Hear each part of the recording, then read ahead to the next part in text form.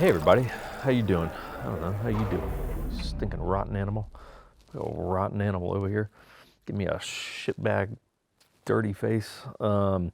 So let's talk about, positive start to the video. Let's talk about being self-employed or a business owner and buying a house, right? And specifically going through the process of financing for buying a house, because it is a different animal and it's one of those that can trip people up sometimes. So here's the deal with employed people, right? People that have a job. What is that? A W2? If you have a normal job, what I'm about to tell you is not, doesn't really matter as much, right? You might have different dynamics such as overtime that will wind up impacting where your pre-approval number will be. But because you're an employee, it's way more straightforward for the lenders, right? Now, if you are self-employed and or a business owner, things get a bit more complex because the nature of the game for people in that category is that, hey, look, there's a variety of different types of entities that you may be dealing with, right? You might be a S Corp or a C Corp or an LLC or a sole proprietorship, right? And there's different things there. And those are all going to play different dynamics, okay? Because the game that you're playing as a self-employed person is, look, we all want to make as much money as possible. Fair statement, right? Don't we all kind of want to make as much money as possible? Sure. But when it comes around to taxes, you want to show as little profit as possible per what you made. So let's just say you made 100 grand, right? That's what your gross income was. Well, a business owner is going to say, hey, that 100 grand is going to flow into the corporate account, and I pay myself, right? I become an employee of my own company, and I pay myself 50 grand a year, which is like the minimum that I need to get by. And I'm gonna leave that other 50 grand in the business and use it for write-offs via vehicles and my phone bill and my whatever health insurance or whatever may be in there, so that you get to the end of the year, instead of there being another 50 grand in the business account, it's like, no, there's only another 10 grand there, which maybe I'll pay myself a dividend or whatever it is. You get the idea, right? It can get a little bit complex. So I'm not here to teach you how to run your finances. What I'm here to tell you is I would really recommend getting in touch with a lender at least 1 full year in advance.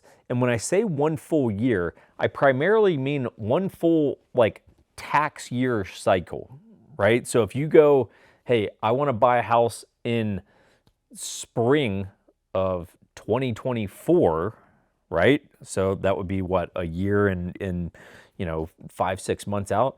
I would relatively soon, within this year, the end of 2022, I would talk to a lender just to go, hey, look, we're about to hit 2023. That will be the full tax year before I buy my home in the spring of 2024. Take a look at my numbers. Tell me if what I'm doing, do I need to pay myself more maybe because I'm going to need to make a little bit more in order to get my purchase price where I want it? Or do I need to do this or pivot that or whatever it is? It's simply a different dynamic. And so you're going to want to give yourself more time to make sure that your finances have enough time to play out to your advantage. Okay? Because again, you're in this tricky entrepreneur boat of, you typically only pay yourself what you're going to need to pay yourself versus I could pay myself tons more. You wouldn't really want to do that just because you're probably going to get taxed more heavily on it, right? So it is a balance, which is why I'm saying, hey, probably upwards of 18 months in advance. I would recommend find that lender that you want to work with, which, if you have a friend, or if you don't have a friend who's a real estate agent, you can just ask us and we can get you in touch with an agent who'd be happy to, or a lender who'd be happy to talk to you.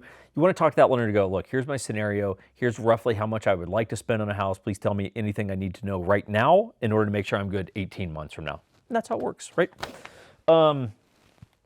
So this is, so I'm a big High West fan, kind of a High West collector, I suppose, which is a distillery out here in Utah. They have their double rye, which to be honest, I'm not a big fan of. It's just too spicy for me, but this was their double rye. I picked this up almost a year ago and finally cracked it. So it's their double rye, but it's finished in a Macvin barrel, which that is a French wine. And it was finished for 1 year and 2 months. So High West does these experimental finishes. That's kind of like a big thing that they're really into right now is they take their baseline double rye, or usually their rendezvous rye, and they'll get a brandy barrel or something like that, and they'll finish it for about a year in that and just see what it does. And they'll release a barrel, which is usually like about 220 bottles. This was bottle number, I didn't even check, bottle number 118, right? So it's just cool. And this was really good. I actually cracked this over the weekend. I really enjoyed it. That sweetness from the wine barrel really kind of took the edge off that double rye, which again, not a big fan of. I do like that, right? It's just a little bit more toned down, and it's not quite as spicy, so solid. Anyway, enough about booze. If you guys need real estate help, you can let us know. And if you don't need real estate help, then maybe drop a comment here in the occasional video just to help the channel out. But otherwise, I hope you guys are doing good, and we'll talk to you on the next episode.